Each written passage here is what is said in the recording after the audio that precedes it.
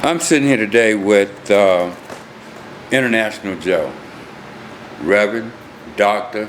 Joe Beasley, International. Dr. Beasley, tell me about your relationship with Antioch Baptist Church and the infamous Dr. Cameron Alexander and your relationship there.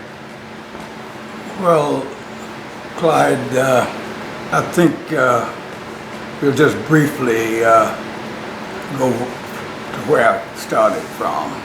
I grew up on a plantation in Fayette County as a sharecropper's son. During those times, African Americans in Fayette County could only go to the 7th grade. So we moved from Georgia to Cincinnati, Ohio, where I finished high school. And then after finishing high school, I briefly enrolled in college in Cincinnati. But I was not prepared for that at that time, so I went into the Air Force and spent 21 years in the Air Force. And when I decided to come back home, because my mother was getting older, etc., I had spent a brief time, a couple of years in Kansas City, Missouri after I retired. And that's where I met Jesse Jackson. Jesse wanted to open up a chapter of the Operation Push in Kansas City. My wife and I served on the organizing committee. I had 2 more years to go in the Air Force, and I recognized I would need a job. And so I decided that I would be the executive director for the Kansas City chapter of Rainbow. And so I would advise anyone, you plot your own course, but you have to work extra hard. So when I relocated to Atlanta, Jesse Jackson, having that same day speaking at the Antioch Baptist Church North, where the Reverend Cameron Alexander was pastor, I went to be with Reverend Jackson, and he kind of called me out and he says, "You run a good church in Kansas City, you need to be in a good church in Atlanta." And as it happened, I joined the church that day. Now, Jesse had said some things to Reverend Alexander that I think maybe irked him a little bit, because Reverend Alexander was not a man who was a respecter of persons. He would much prefer talking with someone of no portfolio, someone that was one of the least of these. And so I believe he thought that I was somebody special or something. Prima donna. A prima donna, yeah. And so I didn't actually get a meeting with Reverend Alexander for probably quite a long time, but eventually I think he saw what I came to church regularly, and so I think he began to see a little something, possibility in me, and of course he spent 4 years in the Air Force, so he recognized that a retired master sergeant from the U.S. Air Force had a degree of discipline, and he observed me or whatever. So I actually went to work at Salem Baptist Church for a time. Jasper Williams. Reverend Jasper Williams, the great Reverend Jasper Williams, always reminded me, well, Cameron Alexander would have never hired you if I hadn't hired you. So, but in any event, they were great friends, but very different personalities. And so when Reverend Alexander asked me to come to work at the Antioch Baptist Church, at the same time, Jesse Jackson was opening up a chapter of Operation Push in Atlanta. He thought for many years he didn't want to compete with Atlanta because it's the headquarters of the SCLC, the Southern Christian Leadership Conference, and he didn't want to appear that he was being, kind of the uppity or whatever, because SCLC had it covered, at least they thought so. But since the work is so similar, it was just natural that we should have a chapter of Operation Push. Now, I was working at Antioch, and I also was serving as the coordinator for Operation Push in Atlanta. So I always had two jobs, really. The Reverend would watch me closely and make sure that I didn't put Antioch in a position above that, because I was being paid by the church, and I was not getting paid by Push. Rainbow Push. Yeah. So I know that little scrutiny was there, but it was fine. But he gave me the capacity, the ability to hold that title as the coordinator for the Atlanta Operation Push. Okay. So then, when Reverend Alexander, who is deceased now, I'd worked for him probably about 37 years, and what a man he was. He had global notoriety, had preached all over, was one of the vice presidents of the National Baptist Convention USA, and also the president of the General Missionary Baptist Convention of Georgia for some 29 years.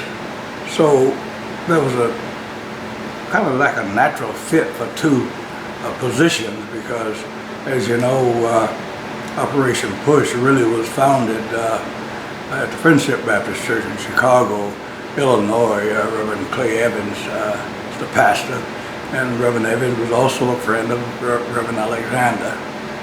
So, but I just kind of couldn't imagine, because I was not a saint during that period of time. And I know when Reverend asked me if I'll come to work at the church, he gave me some specific instructions what he wanted me to do. And he went to Matthew, the book of Matthew, chapter 25, and starting from the 31st verse, reading throughout. Officially, it really is how the church will be judged. What does it say? It says, I was hungry and you gave me meat. I was naked and you clothed me. I was sick and a stranger and you took me in. That's not verbatim, but there's a sixfold ministry that Christians are mandated in Matthew. And so Reverend Alexander used to always say, you're not going to be judged that you're a great preacher, a great choir member, a great builder, as he was, but you're going to be judged based on how you treated the least of these. And so my first job was to put together a food bank. Now, ever since Reverend came to Antioch in 1969, he was doing it all himself at one point. He was driving the bus and giving out commodities and so forth to the poor. And so when he decided, well, I'm going to have Antioch to do ministry, and I know that he didn't have the time to do it all. And so he delegated some of the work, but it was very clear, he made it very clear, don't run anything around me, run everything through me. And after being there for 37 years, you had to do it right. Clearly that we run, I didn't violate nothing. By military, I think that's a part of it. And I guess another part of it, most of us had a holy fear, quite frankly, of Cameron Alexander. And I know, for example, I know I hadn't done anything untoward, but when I get a call from the secretary, Ms. Roberts, the Reverend Secretary, and say, Reverend Alexander want to see you, And I start always examining myself. That's always, what did I do now? Right? And, but usually it was just some assignment he wanted me to take care of. So, What's some? listen, he kind of moved me up to do a lot of things around the church. And I made it clear to the staff. The staff actually grew to about 60 people. But, you know, he had me doing a lot of things, working with the staff. What are some of the activities that the church was doing in the community? Well, as the years Progressed? the mission of the church progressed. And as you know, I said to the staff, put this in, that, you know, I told the rest of the staff, you know, I'm Reverend Yes Man. I don't give a darn what he says. I'm going to say, right, Reverend. No question. No question at all. Okay. But so when so we put the food bank together, and this was a very dynamic time. Mm-hmm. And Tell us about that time. yeah, well, What year was you know, this it going was on? like What was going on? 1882. Jesse Jackson was pondering running for the president of the United States, and now he had asked others to offer themselves so that the black agenda could be on the table in the national election. And I think Andy Young and some others, because they held high positions, was kind of suggested, well, I'm sure I'll run. But nobody would run, and so Reverend Jackson threw his hat in the ring. And of course, in my role as the coordinator for the Atlanta chapter of Operation Push, when Jesse said he was running for president, and by the way, Reverend Cameron Alexander and Reverend Jasper Williams was the people that really provided the monetary support as well as the people to vote. Mm-hmm. Because at that time, Reverend Alexander was president of the Missionary Baptist Convention, and he ran the convention much like he ran the church, which was a strong hand, you know, and he didn't let anybody run anything around him in the convention, certainly not at the church. So he knew it was the largest black organization in Georgia. There had some 800 churches under his leadership. And so Jesse Jackson had a built-in statewide network, the Missionary Baptist Convention of Georgia. And so at that time I was given a choice. I could either go with the campaign, the Jesse Jackson for President campaign, or I could stay there as the head of the Operation Push for Atlanta. And of course I elected to go with the campaign, 1984 campaign. And of course, as the campaign progressed, and we went across mostly to the churches in the General Missionary Baptist Convention of Georgia. So Reverend was comfortable with that, so I'm doing actually 2 jobs. And I think Jasper Williams, Reverend Jasper Williams from Salem, had said to Jesse, if you're going to run, then I'm going to take care of your finances. Okay. I'm going to pay all your bills while you're running. And so that occurred as well. And of course, not to go through all the drama, we're going to get it out now. We really, Jesse needed to win either the candidate night, when the primary was held in Georgia, it was held in Alabama as well, and he thought that he was most likely to meet the threshold so he could keep federal funding in Alabama. So he worked Alabama while Jackie Jackson, who is Reverend Jackson's wife, she worked Georgia. And of course, when the votes came in, he reached a threshold of over 20% of the vote in Georgia, and he missed Alabama. So we put him in a position here in Georgia for him to get federal matching funds, which is very important. Now, at the same time, the substance abuse was beginning to manifest itself, and so Reverend Alexander's leadership and compassion led him to start ministries around substance abuse. And we first had, we call it Ananias' house, which is, I don't know how much you know about the Bible, but No, tell us. When Paul was Saul, he was persecuting the Christians, and he was on the way to Damascus, Syria, and he was knocked off his horse by Christ, and Christ had knocked him off his horse and converted me on the spot, and told him that you're going into Damascus to Ananias' house.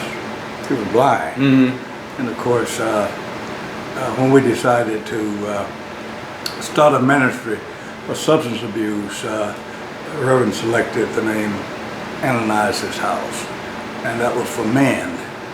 But then he quickly recognized that women were suffering from the same addiction, and so then he started what we call Ruth's Place.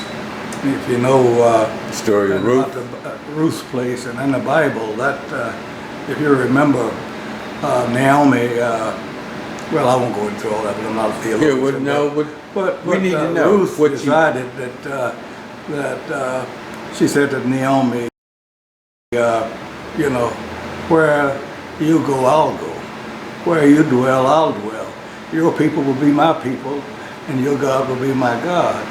So we, Reverend Alexander, decided that a proper name for the substance abuse ministry for women would be Ruth's Place.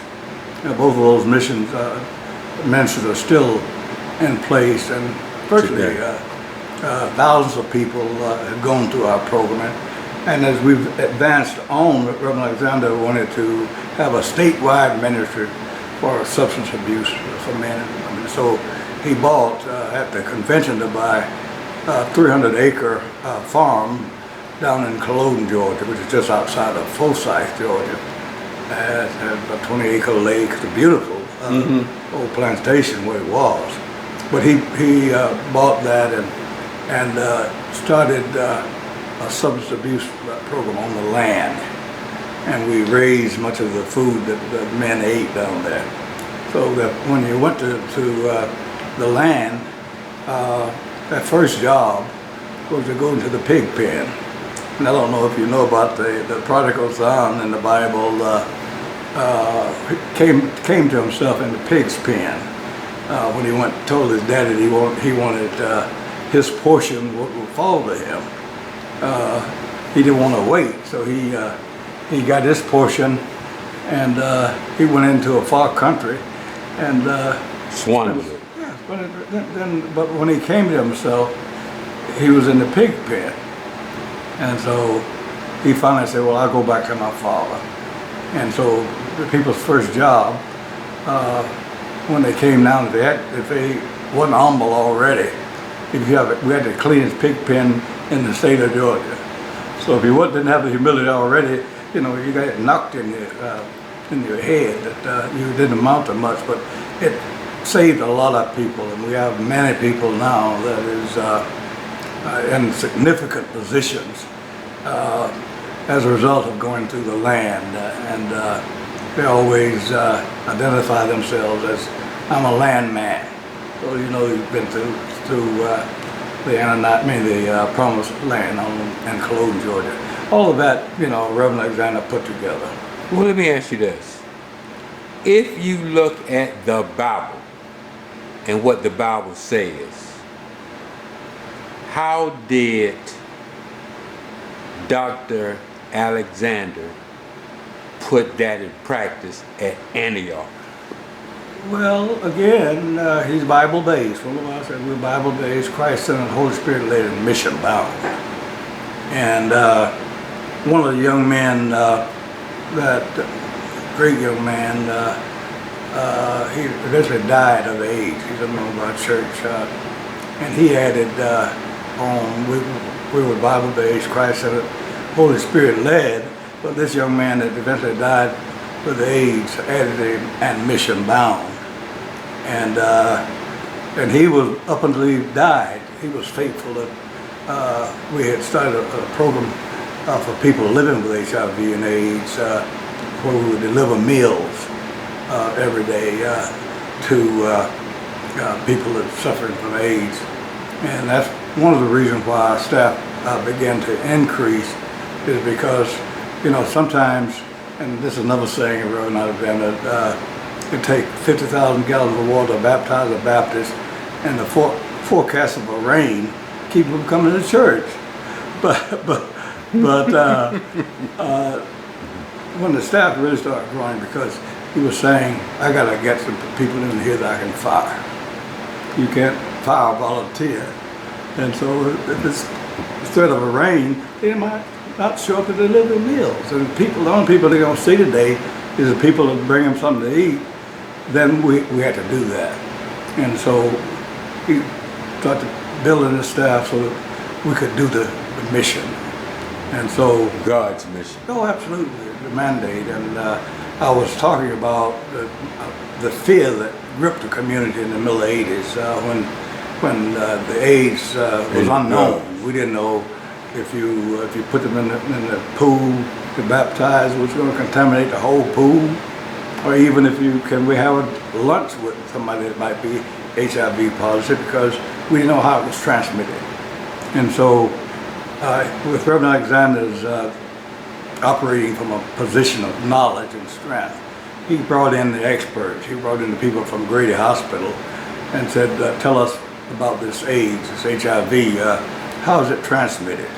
And so we found out it was transmitted by fluids, by blood or saliva or whatever, that sort of thing. So if you took precautions, then we know that HIV was harmless to people that was not engaged in risky behavior.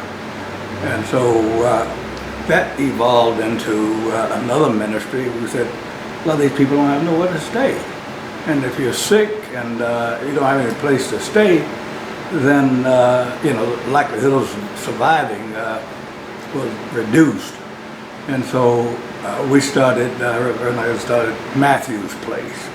And if you remember, St. Matthew's is where the ministries come from. Mm-hmm. So we started Matthew's Place, where a person living with HIV and AIDS, the only thing they would need is a diagnosis from a doctor that you had HIV infected and you were homeless. That gave you a room, a very nice room in our apartment complex. And of course, that ministry of Matthew's Place is still in effect today.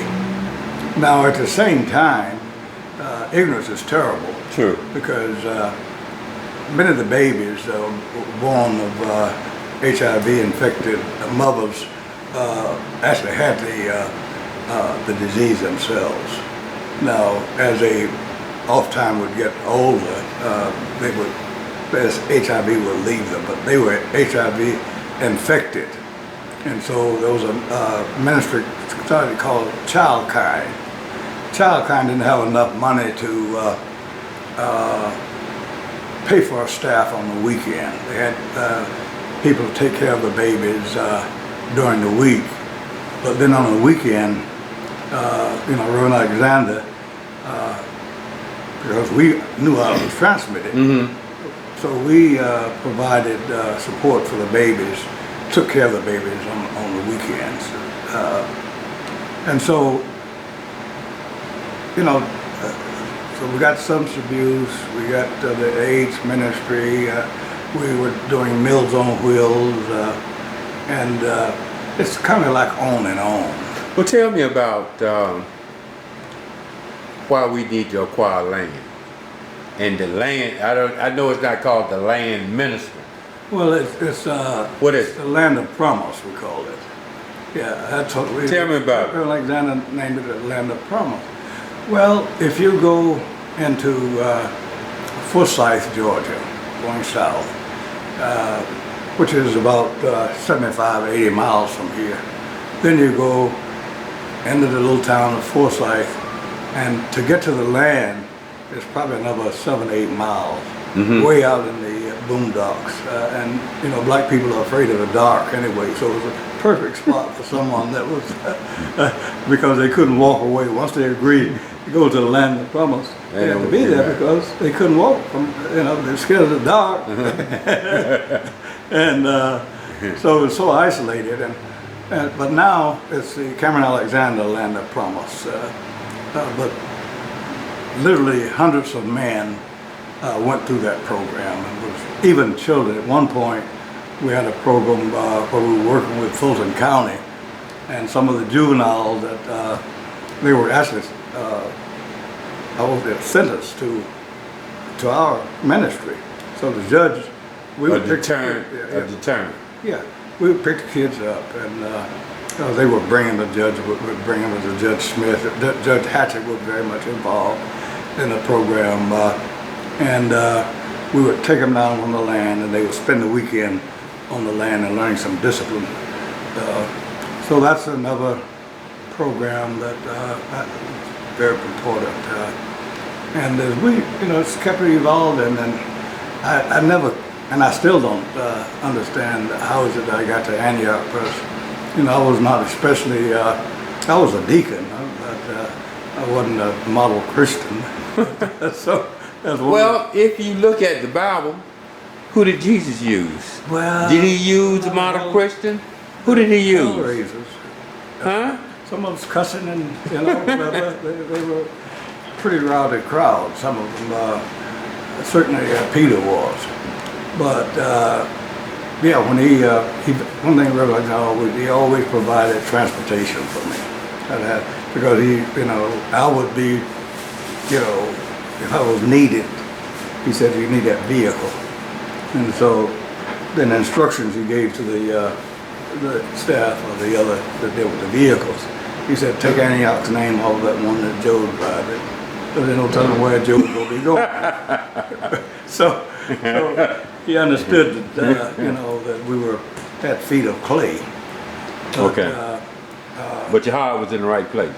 Heart was in the right place. We wanted to do the right thing, and of course, one thing as we think about what's going on in the Bahamas, Antioch has always been a church that would respond to crisis.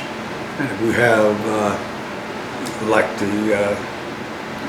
what's happening in the Bahamas now, and almost every few years, there's some disaster.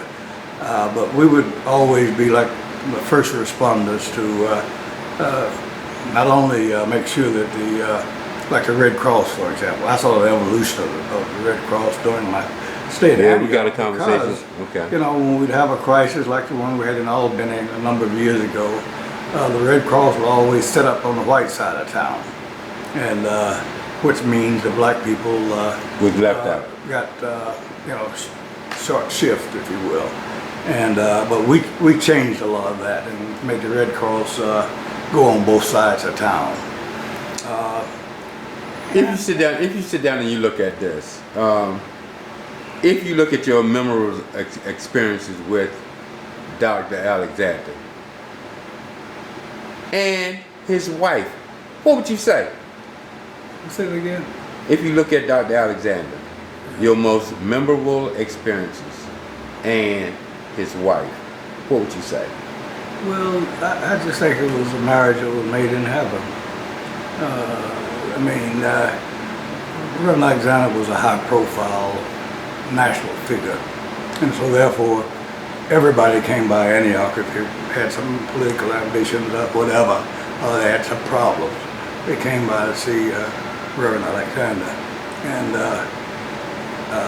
he had as a philosophy. I remember this. He had a philosophy: please let me help you. I can help you. Now, if you won't let me help you, I will hurt you. What? But he didn't hurt anybody. But you had to, like especially if you were on staff, you had to. But I can say this, that all of the people that's on the core staff at Antioch, he made sure that we were properly paid. And everybody on our core staff are homeowners, retirement and so forth. So it's not like what happened in the civil rights community, where almost everybody that worked for SCLC. Got nothing. Huh? Got nothing. Well, they died as paupers.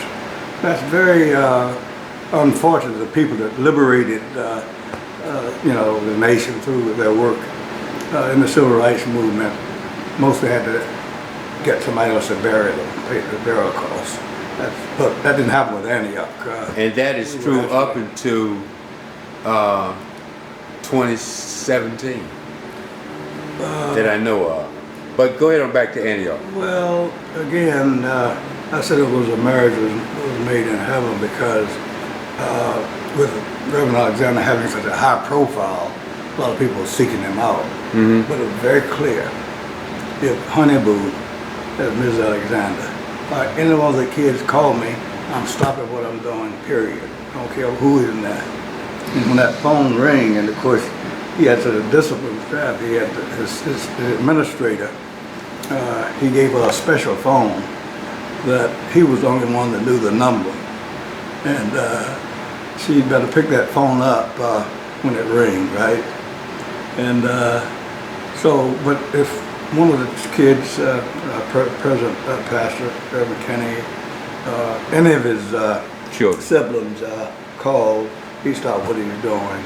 And then of course, when you saw them, the endearment that they shared, and Reverend Alexander was really like a man's man, right? And he'd have some frank talks from time to time. And Lanier would say also that I don't take this religion. I'm not at home. He really was a saxophone player. You may know he actually played carried all out of there. But when the Lord called him to preach, he never played the saxophone again. He sat at the side. But he still loved jazz. So if you go in his office, or if you go to his house, usually jazz will be playing. All right. If we look at spirituality, all right, and you do a lot of traveling in Africa, and you can tell me about this. I don't know how long Reverend Alexander was married to his wife, but he died, and shortly after, and she had been sick, and shortly after he died, she died. Tell me about that spirit that they had.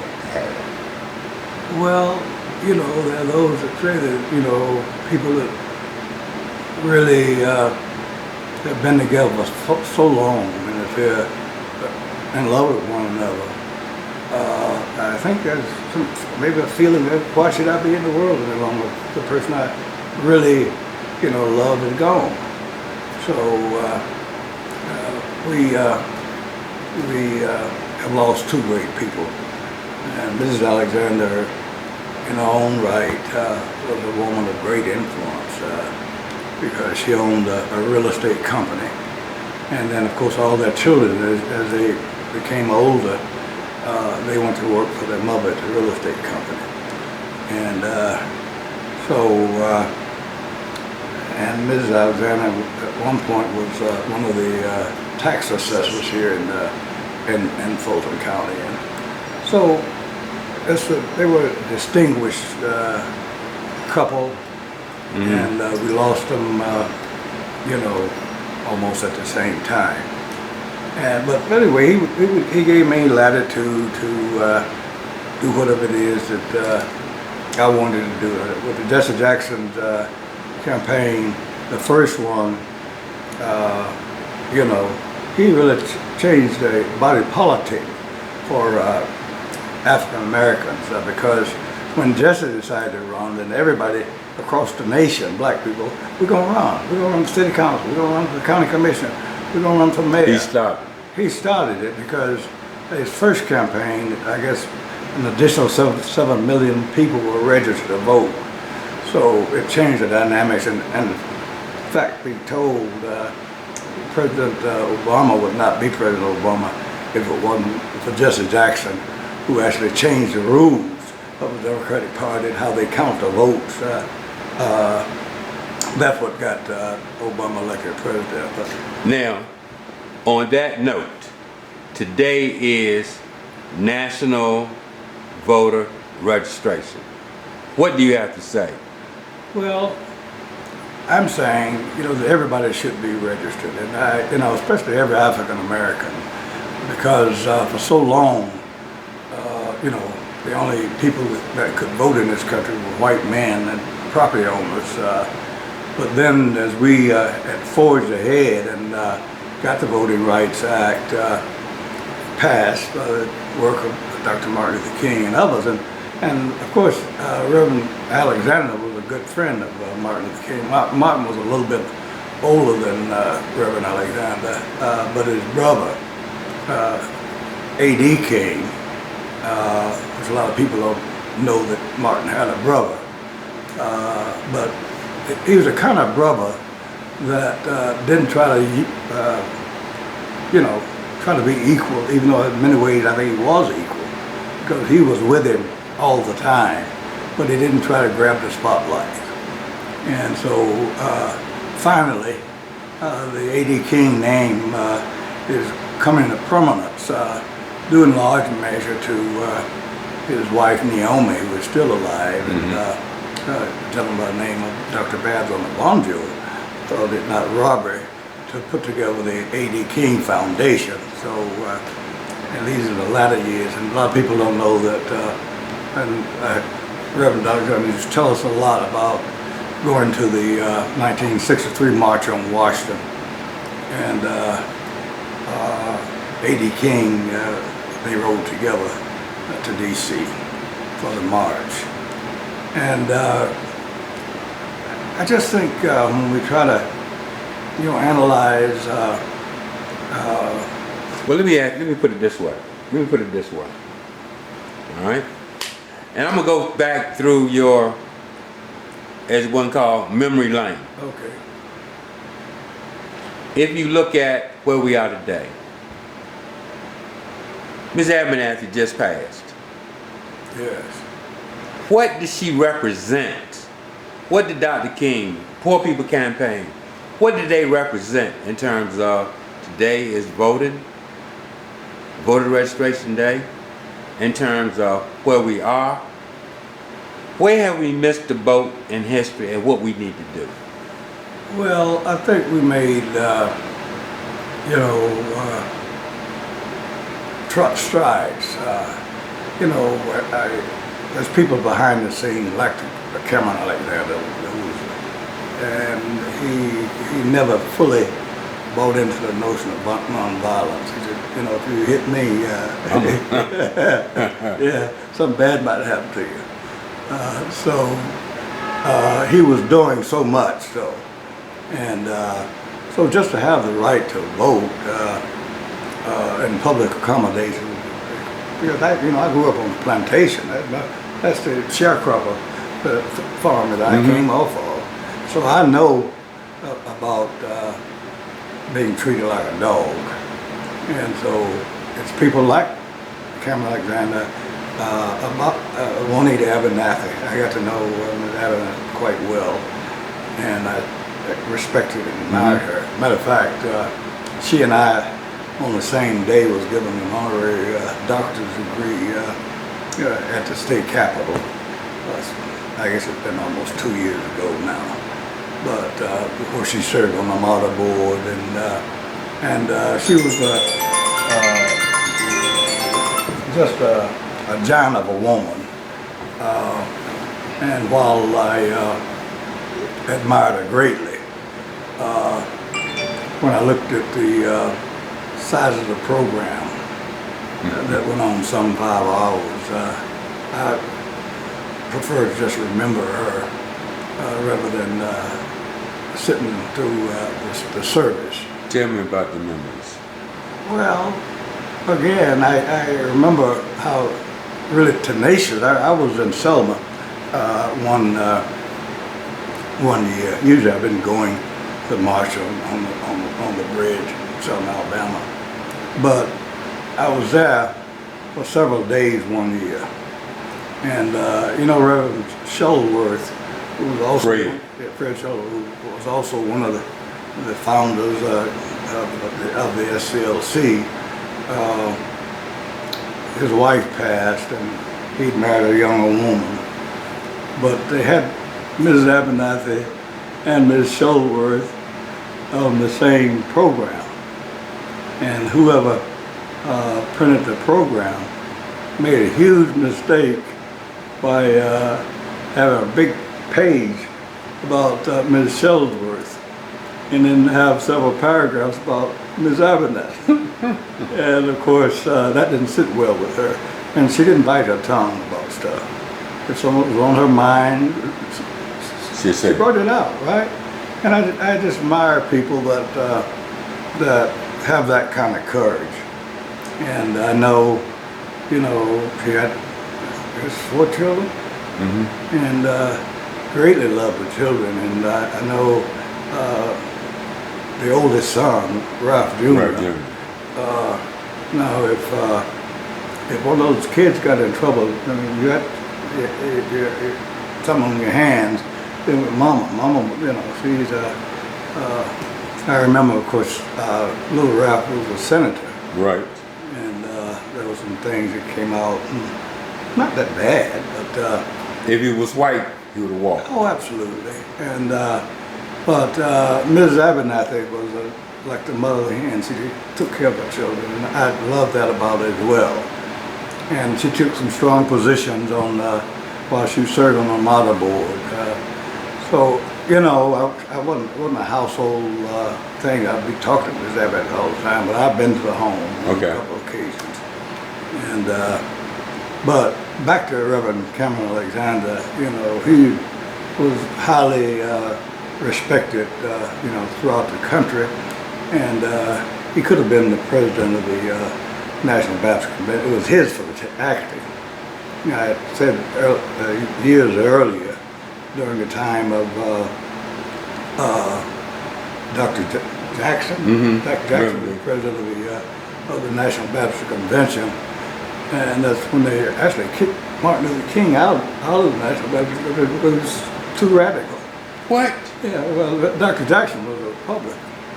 But anyway, they kicked Martin out of the National Baptist Convention. But anyway, everybody knew Reverend Alexander. And if you went to a convention wherever in the country, and if you were going to be with him, it'll take you forever because everybody stopped. And so we knew how popular he was, and I wanted him to run because I think if he was a national president, that convention would have really had power. Support. Oh, absolutely. And but I guess it was 15 years ago or so, we finally convinced him to throw his hat in the ring to be the national president. And then we were in Kansas City, Missouri. And when he decided he was going to run, you know, I was busy running, getting the literature made, and so we put it out there, Cameron Alexander, president, and he came in, he was raising money and whatever, maybe, and then one day he was going to a fundraiser, and he got halfway there and turned around and came back to the church. And he says, everybody want me to be president except the Lord. The Lord hadn't told me I need to be president of the Baptist Convention. I'm going back to Antioch. So he dropped out of the race. And but I just and then when Jesse decided to run for president again in 1988, he actually won the state of Georgia. I don't know whether you know this or not. And Jesse didn't really know who he was asking for. He'd asked. There were 2 Senator Walkers because Tyrone refused to be a bit involved in it. Tyrone Brooks? Yeah, Tyrone Brooks headed the 84 campaign, and I was the deputy. And but then in '88, Tyrone wanted just to break with the Democratic Party, and he didn't break with the party. And of course he did. In that race, he did a lot better because he actually won the state of Georgia. And when we won the state of Georgia, I was just going to say the Walkers.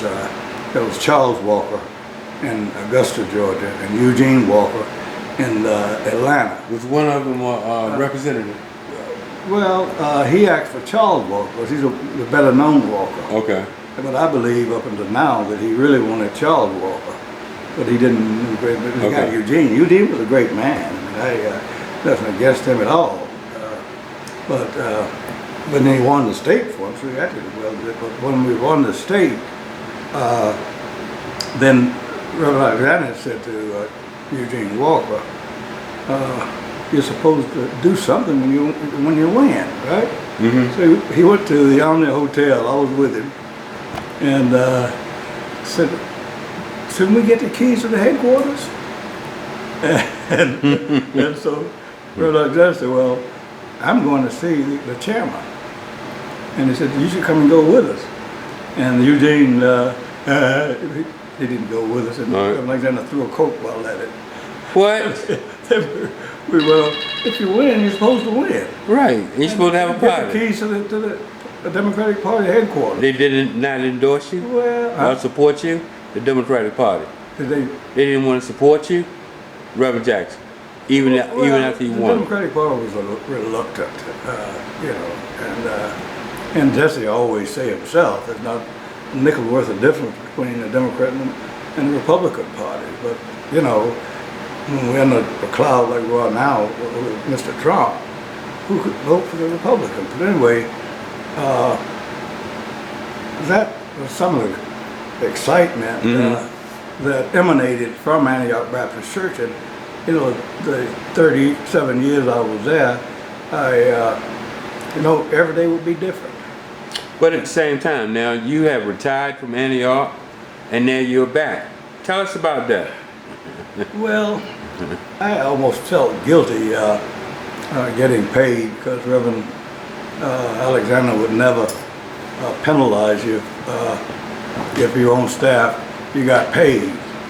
Now, I guess in Jesse's first campaign, then Tyrone Brooks was the chairman, I was the co-chairman, and then when Jesse lost the campaign to Mondale, then Tyrone became the state leader for the Mondale campaign, and I was his deputy. And all this time, you know, I was getting paid from the church and getting paid from the campaign. And of course, Tyrone didn't believe in working cheap, right? Okay. And then, for whatever reason, Tyrone had to drop out as the chair, and then I became the chair. And so I got a good little piece of change out of that. And then I remember again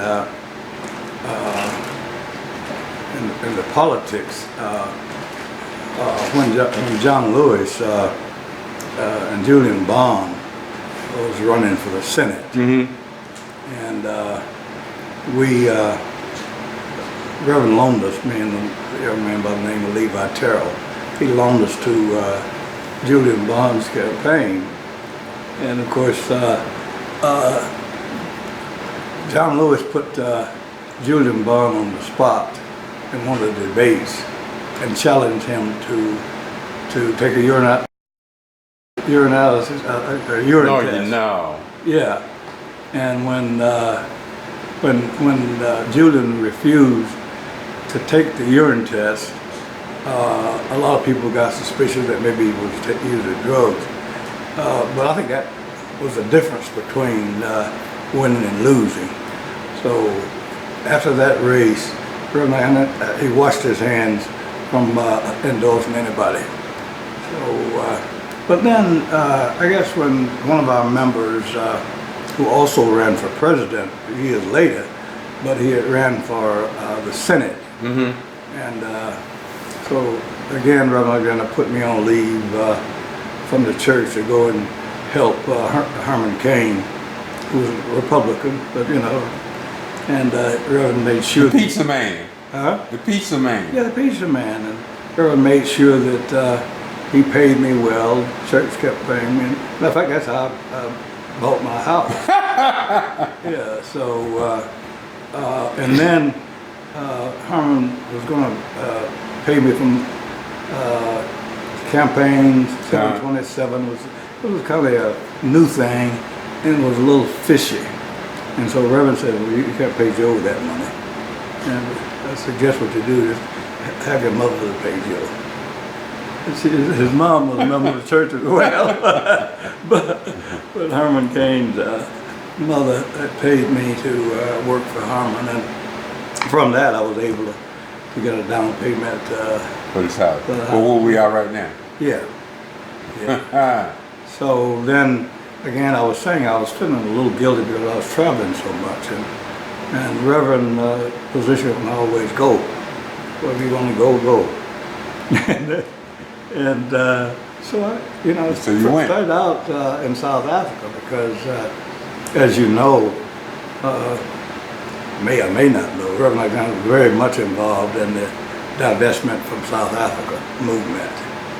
All right, so let me ask you this way. Looking at all the traveling you have been doing across the country, how much of influence came from Antioch and Dr. Alexander? Well, there ain't any question. Without Reverend Alexander, I wouldn't have no reputation. How did it start? Well, and I'm working for two of the most powerful men in the country, black men, Cameron Alexander and Jesse Jackson. And so when I went in, could have been wolf tickets, but I think I have the courage of my conviction. But when people, they didn't see me, they saw Cameron Alexander and Jesse Jackson standing behind me. That's why. That's just a fact. That's how you started your trips, and that's been going on from then to now. How long? Oh my goodness! Now I worked for the church about 40 years, but let me give you an example about the power of Cameron Alexander. We decided, we had a young man that showed up at the church by the name of Bruce Gunter. And of course, he's a white developer. I was downstairs in Reverend's office, and he was saying to me, Joe, I want you to go and look at these apartments over on just off Jet Street, because he was concerned about the homeless situation. Mm-hmm. And then when someone had sent a note down that Bruce Gunter was up here, he wanted to talk to me about housing. And Reverend Alexander usually always let me get the details, and then it bring them to him. But he said, I'm gonna go there with you this time. So he went up, and Bruce Gunter said, I've got an apartment house. It was a condominium, really, mm-hmm. right down in fairly popular area, right in downtown Atlanta. And he says, it's in foreclosure. And I want to get it, but I didn't know anybody that had the muscle over than Antioch that could actually get that building and keep it and use it for poor people. Mm-hmm. And it's a 7-story building, right across from where the Federal Reserve Bank used to be, by the Atlanta Journal Constitution. Exactly what you're saying. Yeah. Well, it was on the market for $1 million, and Bruce Gunter said, well, I know where the money's at. We're going to leverage the money. We're going to leverage $500,000 from the Federal Reserve Bank, an forgivable loan, mm-hmm. as long as you are using it for the purpose in which and that is to take care of poor people. And then there was $250,000 block grant money from the city. There was a $250 housing trust fund for the state of Georgia. That's $1 million. Mm-hmm. So what we got to do is have the muscle to get the money. And so that was one of the projects that Reverend assigned to me. And Marvin Arrington, the dad. Yeah, Marvin, the old man, the judge. Okay. Yeah, he was a close friend, was a his lawyer for a while. But Marvin was our friend, and he was the president of the city council. And when Jackson was the mayor, his third term as mayor. Mayor didn't want us to have it because the business community knew that we were going to have people on there with recovering from TB and HIV, whatever. We take care of people who couldn't take care of themselves. So the mayor was trying to block us. Then Marvin was with us. And so we had reached the deadline for us to get the money. And then I called Marvin Garrison, and I said, we're getting the money today. And he said, you know, because they had to have a recess. So there's no way that could have been done. But Marvin said, you know, call the council in, and I'll send the police for you after. so anyway, we got the $250,000 from the city block grant money. That was the last piece we had to buy the building. And so for 20 years, over 20 years, that building right downtown Atlanta, because of Cameron Alexander, the muscle the church had, we were able to get the building. Now what this young white man said, well, if I'll disclaim on any ownership in the building, that after we pay the loan off, but there's a penthouse in the building. So I said, I want to use the penthouse for my office. And then at the end, when you pay it off, then you can sell it. You know, it was owned by Urban Ministries. And but they said, well, we'll sell the building to the church for $1. My idea was we'd endow the church like many white churches are endowed. Now, when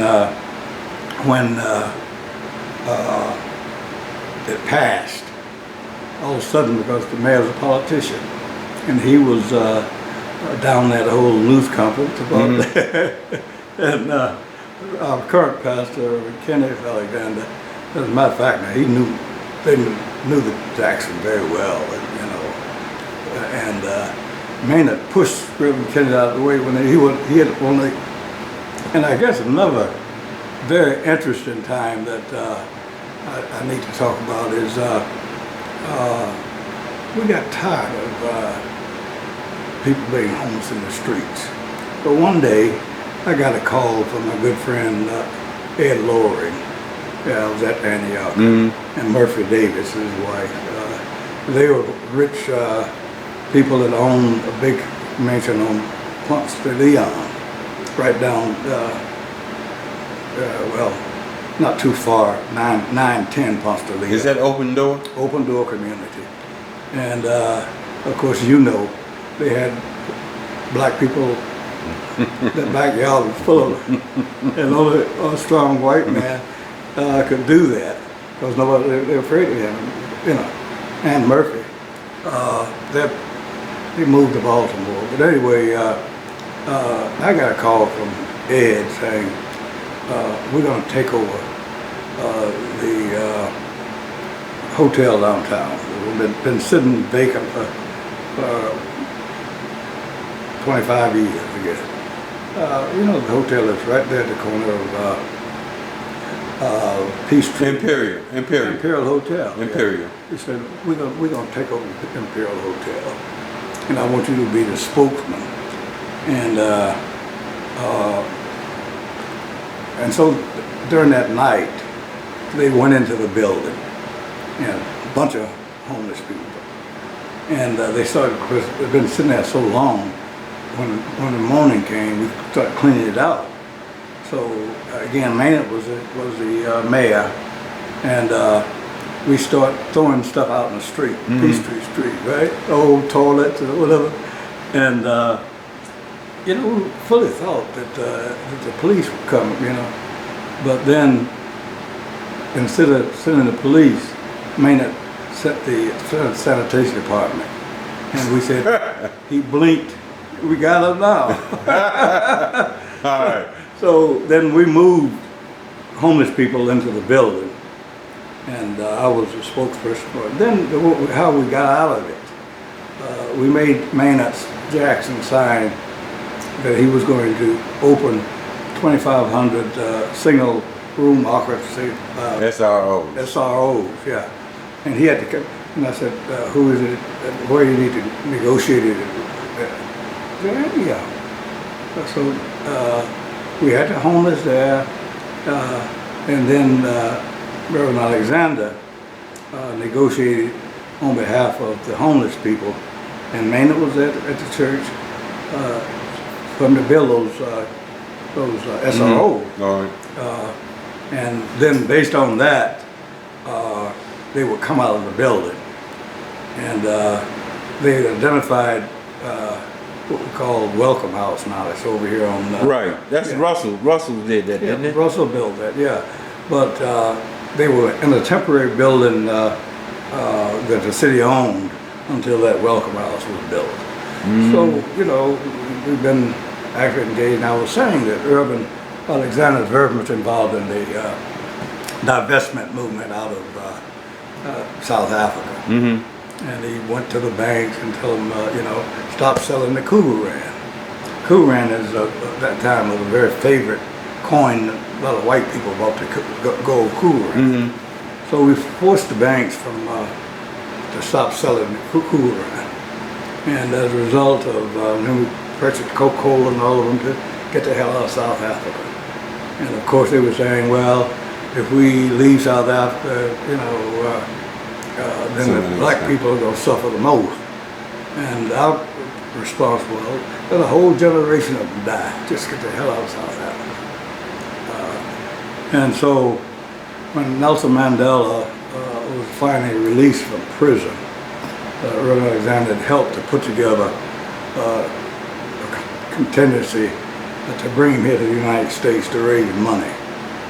And so when Mandela was released from prison, I think Atlanta was his first stop, but he came here to Atlanta, and Reverend Alexander was one of the main people that sponsored it, of course, yeah. And of course he visited Antioch Church, and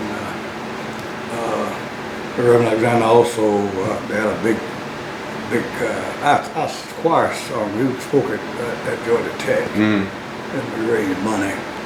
And then of course when Mandela went back to South Africa, I eventually went to South Africa for the election, and we helped to turn the vote out.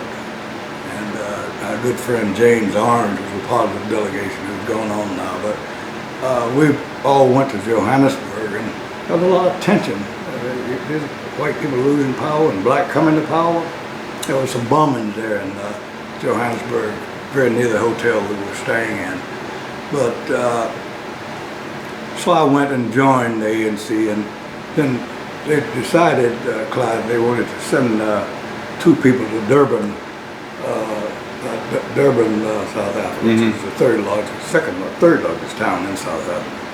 And James Orange and I went to Durban, and James became very famous in South Africa. And the fact that he passed on, was a large delegation of people from South Africa came here. And so I guess that just kind of started it, me traveling. Of course, I'd always wanted to go to Haiti. And of course, Reverend Alexander allowed me to go to Haiti and start a mission in a little place called Tapio. When we first went up to Tapio, there's about 5,000 people that live on the mountain. And when we went up there, the people were drinking out of the same water source as the animals. And we knew that wasn't. So then we helped to build like a water tower. We built a church that doubled as a school. We paid the teacher salary. And that went on for many years. And then since Reverend Alexander was concurrently the president of the state convention, he transferred that duty of taking care of the the Tapio, and we had a nursery in Port-au-Prince. So it was turned over to the General Missionary Baptist Commission, and it's still going on even as we speak. And then, of course, when the earthquake hit, and we'd sent many missions down to Tapio, Antioch, had doctors down in that area. There's no hospitals. Babies, midwives live with the babies and so forth. But anyway, there was many exciting visits. Things going on at Antioch, and that's because of Alexander's influence. Well, I guess in closing, we've been sitting here over an hour. Don't seem like that's that long. But when you're having fun, time. Give me your closing remarks on Dr. Alexander. Well, how do we remember him? Well, you'll never replace Cameron Alexander. I'm happy that his son, Reverend Kenneth, who was almost unanimously selected as the new pastor of the church, his own legacy. He's going to make his own, and I know that he's successful. But Reverend Alexander, just big shoes, a big tree fell, and I think his service was a testament of how people felt about him. We had, 2 services, and his body was laying out in the chapel. And of course, the community everybody came in, and it was very classy. I never seen anything like that before. But then, shortly after the Reverend's death, we know that Mrs. Alexander passed as well. And I guess 6 months earlier, Reverend, one of his sons had passed on, his middle son had passed on. So there's been a lot of tragedy. And, but right after Reverend died, Reverend Kenneth Alexander became the new pastor, and he asked me if I would come back to work. And of course, obviously I couldn't say no. And so I was happy to go back, and just as it was exciting, then see, Alexander was pastor, just as exciting now that Reverend Kenneth Alexander is a pastor. And so I see a bright future, and I believe that Antioch will continue to be innovative and on the cutting edge going forward, which I believe that Reverend Alexander and Ms. Alexander is kind of looking down from heaven, and it's tickled pink with what's going on. On that note, I'll say thank you, Dr. Beasley. Thank you. Go. Well, I think I would be remiss if I didn't talk about some of the things that happened that I was able to do with the help and permission of Reverend Alexander. We'd started, as I said, the mission in Haiti, and an orphanage in Port-au-Prince, and of course the earthquake came, and our nursery was completely demolished, but none of the kids were killed. And so we were able to take the children up to Tapio, which is the place where we have our church. And, What's the name of it? I'm sorry. Well, go ahead. I'm sorry. Then, of course, once I went to South Africa, I really wanted to get involved globally. And then I went, I guess I went to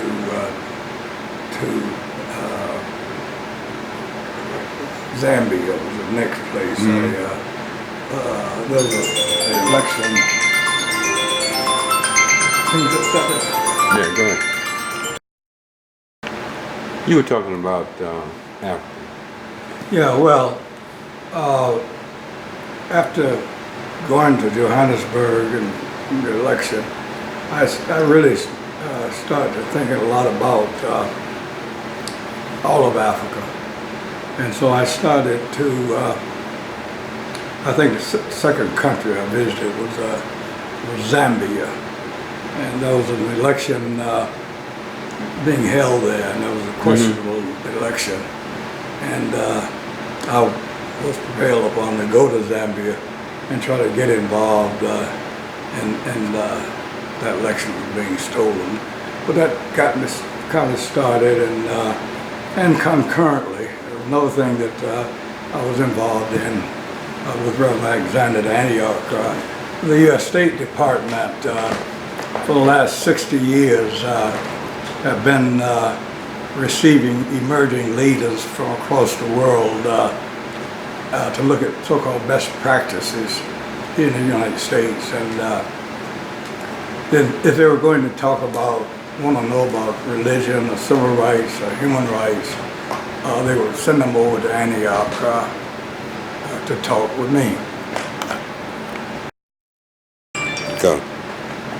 They would come and visit with me if they wanted to talk about human rights or about the church or civil rights. And so I got involved in Brazil because some of these young people from Brazil came by and wanted to know about affirmative action in the United States. And that started my relationship with in Brazil. And since that time, we've opened up a college, one of the college in São Paulo, Brazil, and I give credit to Reverend Alexander because he's the one that let me go and to be a part of it, and then of course we go at least twice a year to Brazil, and we just opened a second college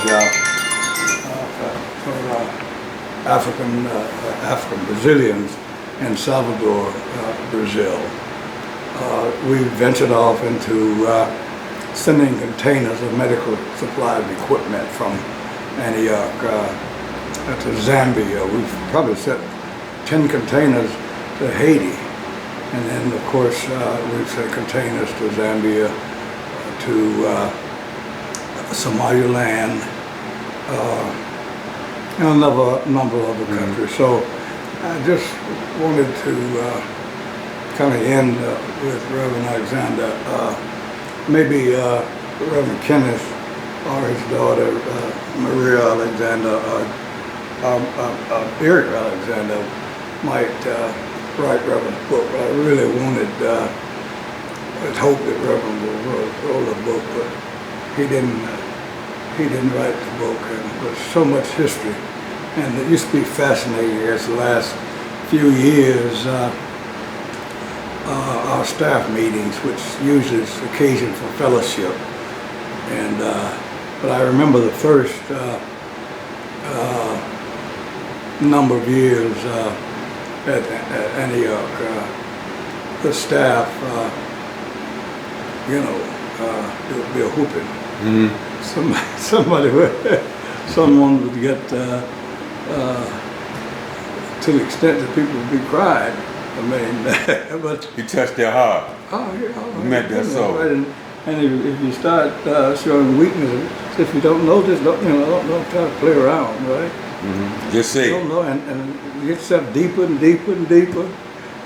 And but then the last few years, staff meetings, Reverend would do reflections about the things that he had been involved in.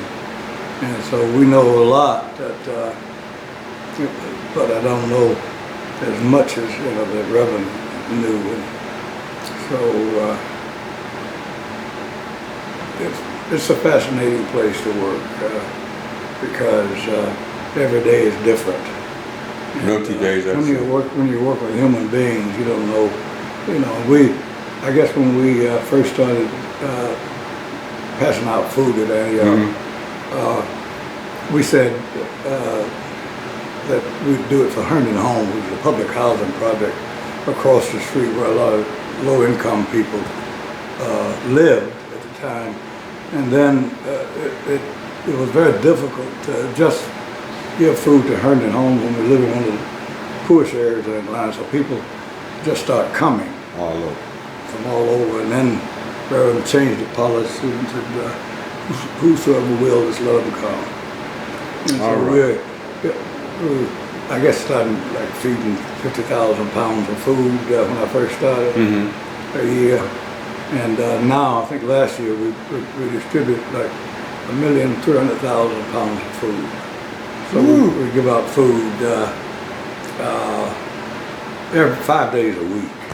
And we got it perfected to the place now where people are given a shopping cart and they go in and select their own food.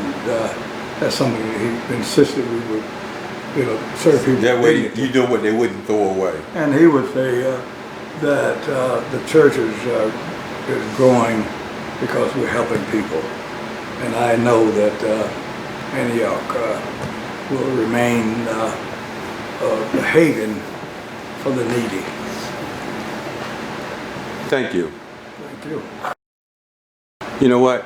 Well, I cannot get away without asking this question because we hadn't talked about it in a while. okay. Where are we at in terms of doctrine of discovery? And a lot of folks don't know about it. Tell us about that, and we're going to close on this note. Yeah. Well, there's two things I think that people need to know. Way back in 1493, if you recall, that's 1 year after Columbus discovered America, there was what we call the doctrine of discovery was issued by the then Pope Alexander VI in Rome, and in collusion with the monarchs, the kings and queens of Europe. This doctrine stated that as you sail to try to find out whether the earth is flat or round, whatever you discover out there, whether it's a planet, an island or a continent, if the people are not already Christians, then they're savages. And so you're free to convert them or kill them. And with any event, take the land. And so here in the United States, of course, Columbus really didn't discover anything because there were people here. But that doctrine of discovery still was put in our Constitution, U.S. Constitution in 1823. And so the doctrine of discovery is still directly impacting people's life all over the Americas, really all over the world. And so that was the basis for them to take the land from the native people. I think another, and just look at the doctrine of discovery, 1493 on Google, and it'll all come out there for you. Another piece I think every African American should be conversant on is the Berlin Conference of 1884, 1885. That's when the European countries, along with the United States, went to Berlin, Germany, and put a map of Africa on the table, and then they subdivided amongst themselves. And that's why on the African continent, they're speaking Portuguese, and they're speaking French, and they're speaking English, etc. And so I think if we really understand those two documents, we would know that the dilemma that Africa have endured. Not to speak of the first Holocaust, is when the Europeans for 500 years wreaked terror on Africa because they went in and kidnapped and took us out of Africa and scattered us all over the Americas.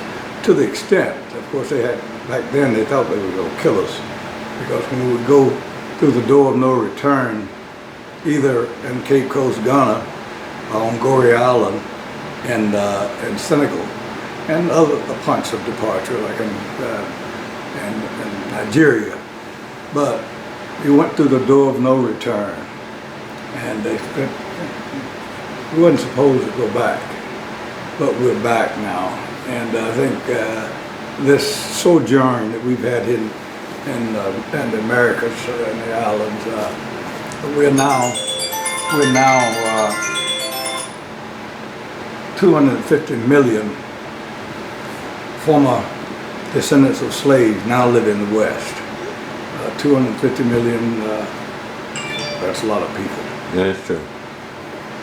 And again. And so I think that maybe God had sent us here for us to be the salvation of, you know, of the world, really. The cruelty of the world. Well, you know, and when we got the good news today that the U.S. Congress finally got the guts to say that they're going to start impeachment proceedings against a madman that presently occupies the White House.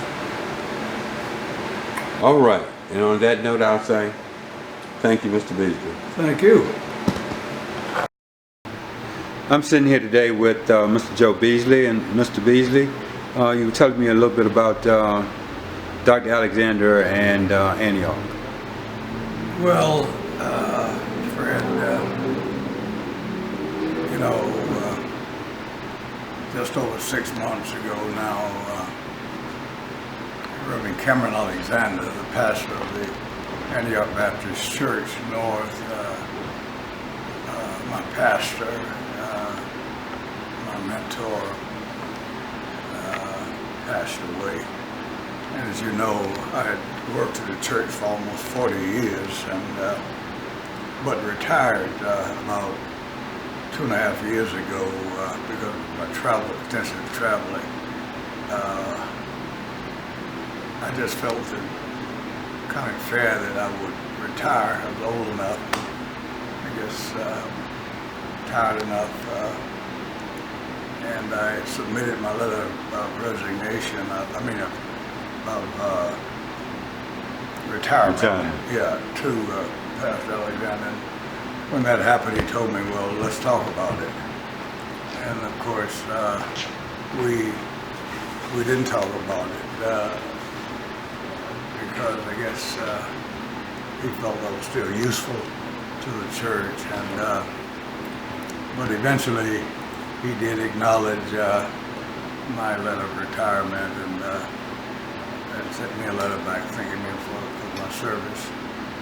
And then, of course, I remain at his disposal,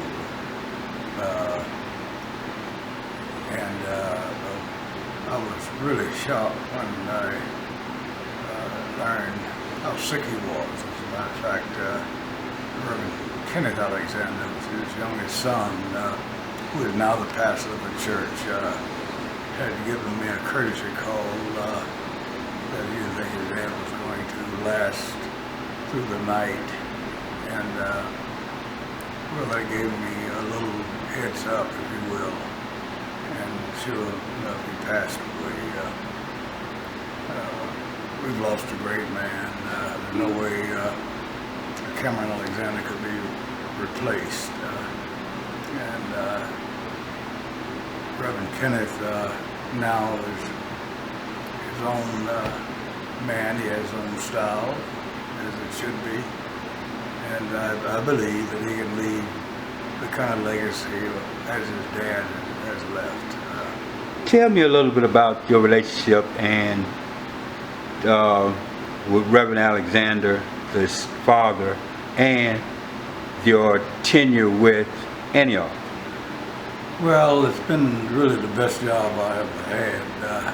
How I came to Antioch, I just moved from Kansas City, Missouri, where I was the executive director for Operation Push in Kansas City.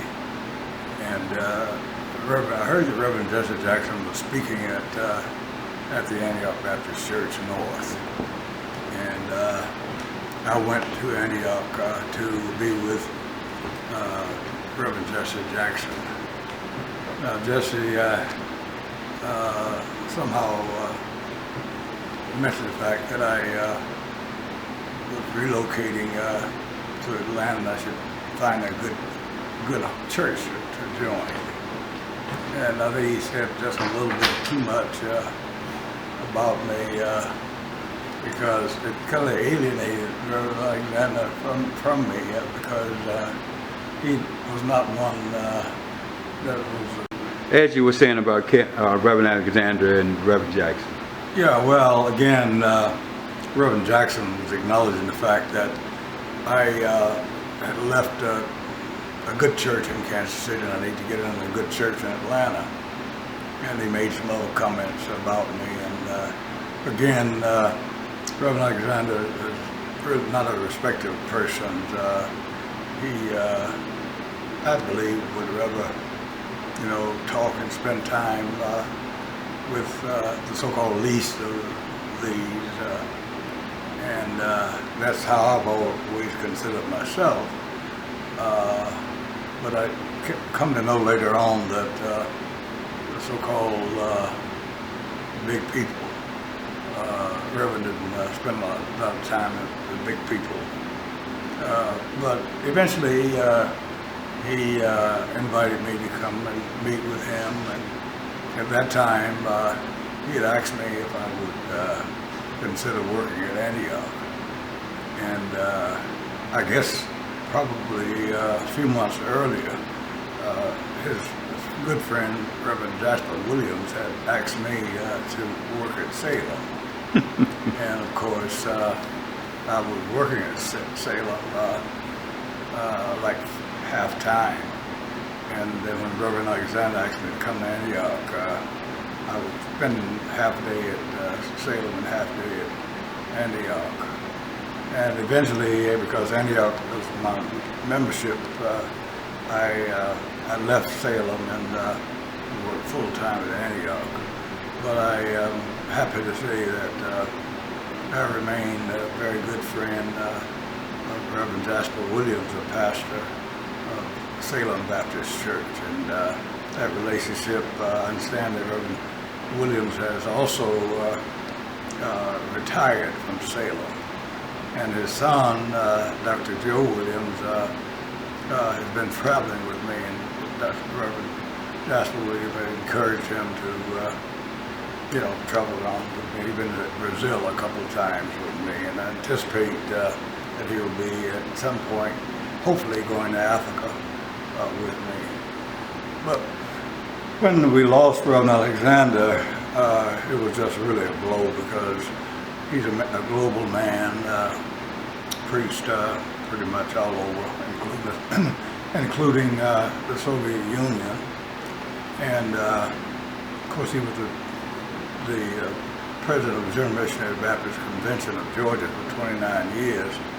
And of course, I traveled with him to the National Baptist Convention on a number of occasions. Almost always we would go throughout the country. So as a result of that, I know a lot of pastors across the country. Can you tell me a little bit about the doctrine of the church and how the church grew in the community and tried to build the community up? Well, when I was hired by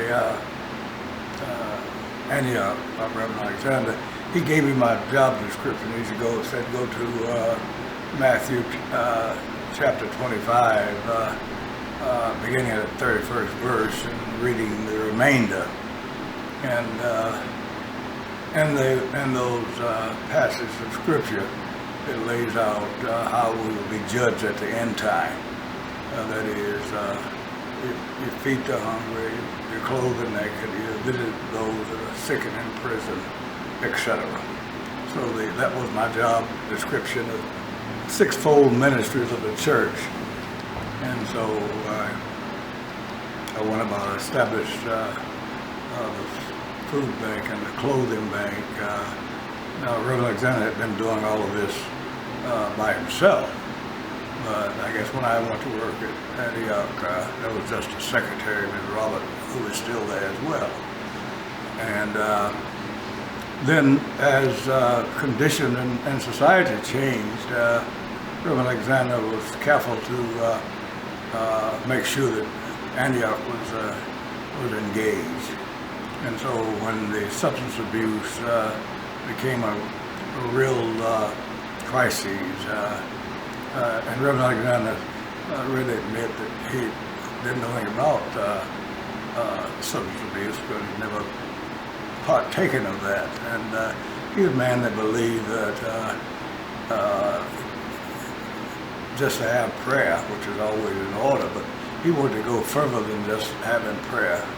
And so he started a substance abuse ministry for people, men and women, suffering with substance abuse. And so he hired on people that experienced that dilemma.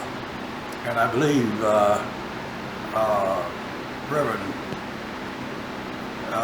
Reverend Turner from the Mount Vernon Baptist Church was brought on and to put together a substance abuse ministry. And along with his present pastor, Reverend Kenneth Alexander, they put together a very credible program. I think it's being duplicated really across the country. And so out of that grew what we call goodness. Okay. Yeah. Well, I'm gonna get the name of the ministry. You can. Yes. Well, since I'll come back to that. But anyway, we put together a ministry. A ministry, and Luke's Place is his name. It's from the book of Luke. We put together Luke's Place and for men and women Substance abuse. And then when the AIDS epidemic hit, Reverend Alexander, there was so much fear because we didn't know how the disease was spread.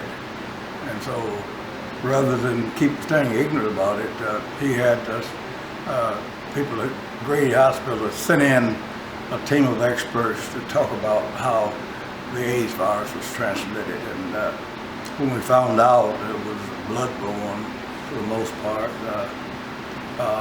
if you was not engaged in risky behavior, there was nothing to be afraid about, because initially we didn't know whether you could safely baptize someone if they had HIV or AIDS, even if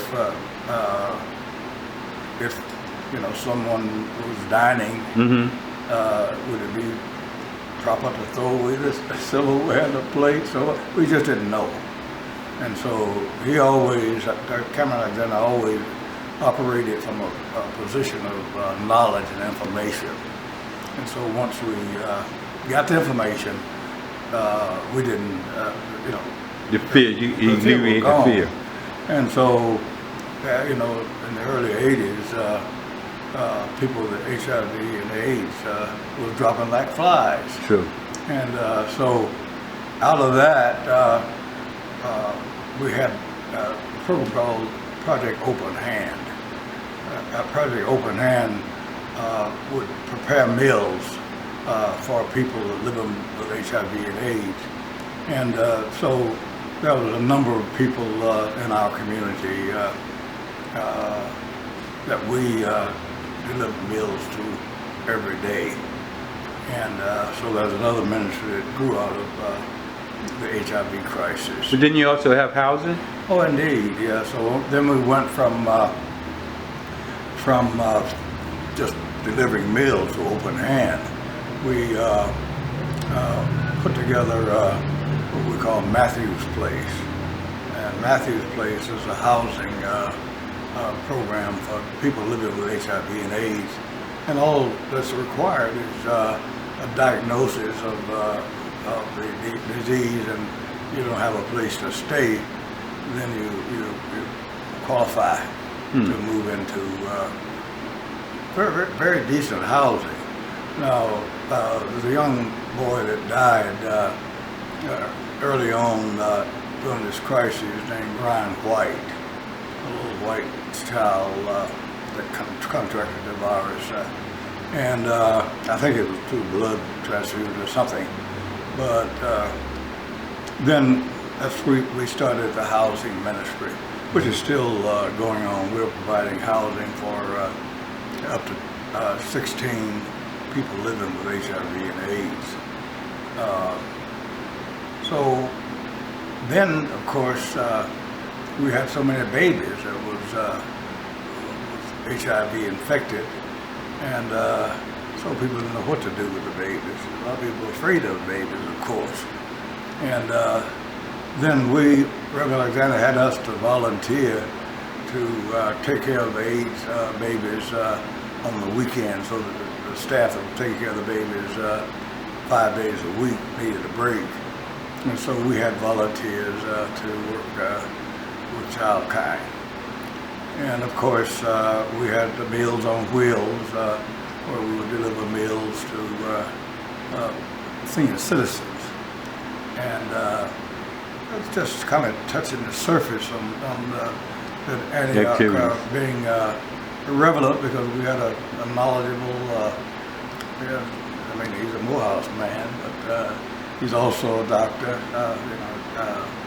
so he's a well-trained, sensitive human being that, and what he used to always say, well, if I want to stop the church from growing and keep it my size, I have to do everything. But I know that I don't have expertise in everything. My specialty is theology. And so he had to bring on people to take on these other challenges. So our staff had grown almost 60 people. And, that's quite a, and now, I think when he first asked me to come and work at Antioch, a friend was a member of the church named Don Speaks, is from the corporate community, and so the question I wrote, what will you call you? And Mr. Speaks, again, who is part of corporate America, he said, how about Human Resources Director? Yeah, that's it. All right. You're the Human Resources Director, and so I'm retired from the Air Force before coming. So you first 21 years of work with the U.S. Air Force, and then how that all happened is when Jesse Jackson decided that he was going to establish a chapter of Operation Push in Kansas City. now Antioch has been in Northside Drive and Cameron Alexander for quite a while. And at the same time, it has acquired quite a few pieces of property. What was the logic behind the building of the properties, the rebuilding of the neighborhood? Well, Reverend Alexander's philosophy was that one thing that the Lord is not making any more of, and that's land. So he didn't want the church to be landlocked, and he wanted to try to control what was being developed near the church. And of course, he didn't want any liquor stores and things like that. So then he purchased, I guess, about 38 acres of land that's adjoining the church. And it was a very wise investment because, as you know, Northside Drive is a state thoroughfare. And then because of the development of the dome, the property values in this whole area has escalated tremendously. With the World Congress Center will be expanding again, I'm sure. And so we're really right downtown. And so, with 38 acres of land, we're certainly not landlocked. And that's because of the vision of Reverend Alexander. I believe when he came to Antioch in 1969, he was there almost 50 years, just short of 50 years as the pastor of the church. We just owned a little plot the church was sitting on, and very little parking. But then, of course, he was able to again purchase 30 acres of plan, and I think the church had about 600 members. Budget, pretty small budget, but he grew it to be really like a mega church, if you will. What do you see the future vision of Antioch under the new leadership? Well, I just believe that Reverend Kenneth Alexander is coming, be in the same tradition of his dad. And when we don't know what the Lord has in store, what's next. But I think the church will change to be responsive to whatever the existing circumstances are. I know just a couple of Sundays ago, because of the tremendous growth in suicides amongst African Americans, especially young people, we had a Sunday that dealt strictly with that issue. And Reverend Alexander, one of his granddaughters, who was a psychologist, brought the message. And of course, extremely timely. And I believe we're probably moving in a direction to try to do what we can to help people kind of grapple with the circumstances and with depression. So hopefully that we can help reduce the incidence of suicides amongst our people. And I think whatever else comes that we don't foresee now, that the church would be responsive to whatever the crisis may be. Now, since I know you are political and you're church-minded, if you look at what's going on with West Side Future Fund, if you look at the park that we sit and had some conversations about, how did we change? How does the church help change the philosophy? Well, I think that our pastor is on the board of the West Side Future Fund, and so if you're inside, then you certainly would be at the table and setting the direction of the West Side Future Fund. And I foresee, because he is the pastor of the Antioch Baptist Church, there's all kinds of different things will be coming his way. And if you're on the inside, you're at the table, prevent you from screaming and hollering and so forth. And of course, Reverend Kenneth Alexander had asked me right after his dad died if I would come back to work. And so one of the first things that we were able to do when I returned, due to the Trump administration and some of the madness that deranged man have implemented. As you remember, the government was shut down by President Trump, and people were not getting paid. True. And the TSA workers was there kind of like on the low end of the federal workers, if you will.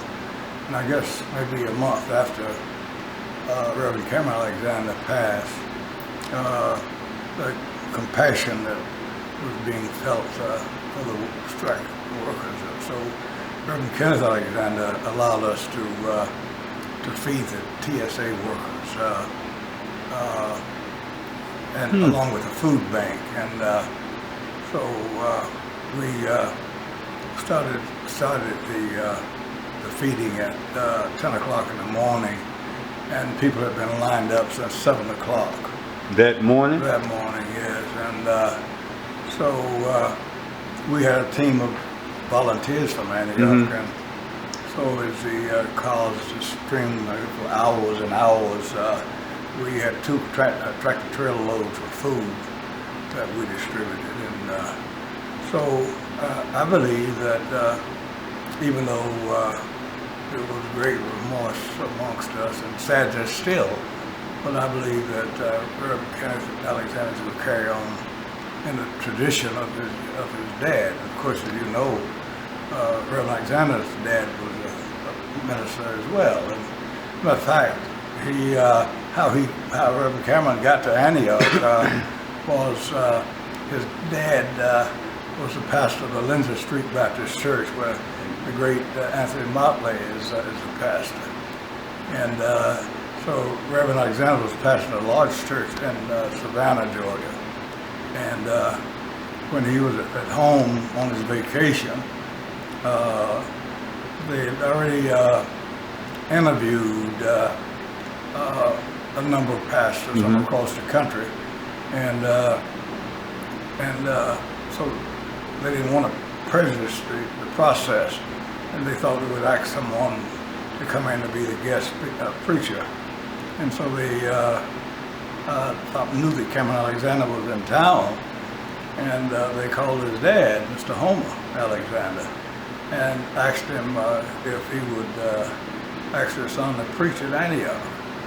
And of course, Reverend Alexander, being an obedient child, and even though he didn't want to do it, he honored his father by coming to Antioch and preaching. And the pastor was to be called the following Tuesday at a church conference. And so at the church conference, they wrote in the name Cameron Alexander, and so he became the pastor. He was not a candidate. He had not applied for the job, because actually the church he was pastoring in Savannah was larger than Antioch, and so but the rest is history. He had a plan, and he implemented the plan. The plan wasn't for him to be the pastor. He was going back to Savannah. So it was through divine providence that he came to Antioch, and so our giant has fallen, but he did a lot, and he was a good friend with people like A.D. King and Martin King and that whole family. And so I'm working now with his son, the A.D. King Foundation. You are? Oh yes, I'm on a board of the A.D. King Foundation, and so there's so many paths crossed, and I know that you're now living in the Washington D.C. area, but you came down here to shoot the services for the homegoing of Ms. Juanita Abernathy, and another giant has fallen. I guess I should mention the fact that I guess the week after we buried Reverend Alexander, Mrs. Alexander passed, and so they've been together for so many years, and she was a businesswoman in her own right, a great businesswoman, I might add. She was a real estate broker. She owned her own farm, and she also served like a tax assessor for Fulton County. So she was quite a person in her own right. And but then you hear. Yeah, but I'm going to go back to that. Mrs. Alexander, Reverend Alexander, she died a couple of weeks before he did or after she did? After he did. Now, what is that they say about love and people that have been together for so long? Well, and there's a love story that was just amazing, because, being there all these many years, and with all the people that come in to visit Reverend Alexander, governors, senators, you name it, they've come to, especially if they had ambitions, they got in trouble about something, they come to see Reverend Alexander. But the standing, if he called a honey boo,